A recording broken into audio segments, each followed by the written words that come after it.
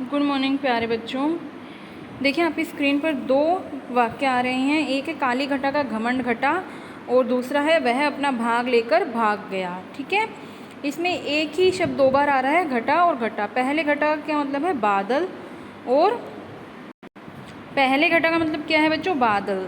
ठीक है, और दूसरे घटा का क्या मतलब है? कम होना। ठीक है, काले बादलों का घमंड कम हो गया। तो देखिए बच्चों, शब्द एक ही है, लेकिन उसके मतलब अलग अलग है। ठीक है, अगला देखिए, वह अपना भाग लेकर भाग गया। पहले भाग का क्या मतलब है? हिस्सा, और दूसरे भाग का भागना। तो वह अपना हिस्सा लेकर भाग गया।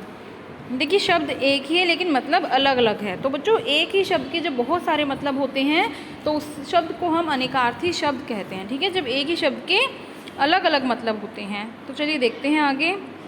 ये देखिए, पहला है वर। वर का मतलब दूल्हा भी होता है, श्रेष्ठ। श्रेष्ठ मतलब जो सबसे अच्छा है। ठीक है, तो दूल्हा और श्रेष्ठ। गुरु, गुरु अध्यापकों को भी गुरु कहते हैं, जो सबसे बड़ा होता है उसे भी गुरु कहते हैं, और भारी चीज़ को भी गुरु कहते हैं। अंक, गिनती, नाटक का एक पार्ट, उसे भी अंक कहते हैं, और गोद को भी अंक कहा जाता है। ठीक है, जलज, कमल को जलज कहते हैं, और शंख को भी। अरुण का मतलब सूरज भी होता है, और अरुण का मतलब लाल भी होता है। नेक्स्ट देखते हैं हार। हार मतलब पराजय, मतलब हार जाना, और एक हार फूलों का हार भी होता है। ठीक है, तो माला और पराजय।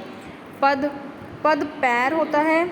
ओहदा, ठीक है, किसी का ओहदा, किसी का पद होता है, पोजीशन होती है, पोजीशन को पद कहते हैं, पैर को पद कहते हैं, और कविता का छंद भी पद होता है। कर, कर जो होता है टैक्स, टैक्स को भी कहते हैं, हाथ को भी कर कहते हैं, और हाथी की सूंड को भी कर कहते हैं।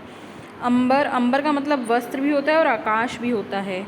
घट मतलब घड़ा, घट मतलब कम होना। ठीक है, घटना, और एक घट शरीर भी होता है, शरीर को भी घट कहते हैं। ठीक है, मत, इनकार। ठीक है, मत करो, हम कहते हैं ना मत करो, तो इनकार करना, और एक राय मांगना, आपका मत क्या है। ठीक है, और एक मतदान हम करते हैं तो वोट भी कहते हैं। ठीक है, वर्ण, वर्ण अक्षर को भी कहते हैं। ठीक है, वर्णमाला होती है ना, तो अक्षर, रंग, वर्ण रंग, और वर्ण जाति। ठीक है, आश्रम, गुरुकुल।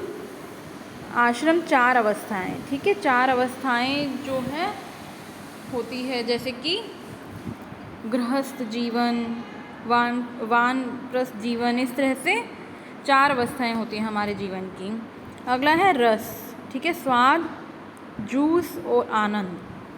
पट, पट पट जो दरवाजे को भी कहते हैं, तो इसमें हम दरवाज़ा भी ऐड कर लेंगे। ठीक है, शीला मतलब पत्थर।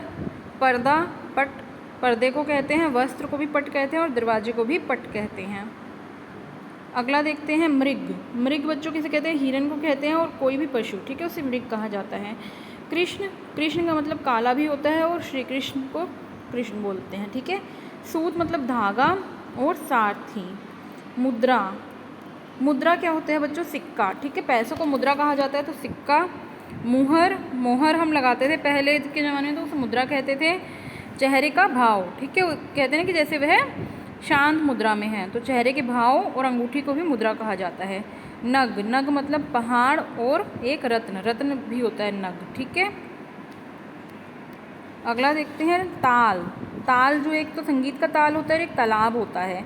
उत्तर, उत्तर एक तो प्रश्न का उत्तर, एक उत्तर दिशा, और एक उत्तर हम कहते हैं बाद में।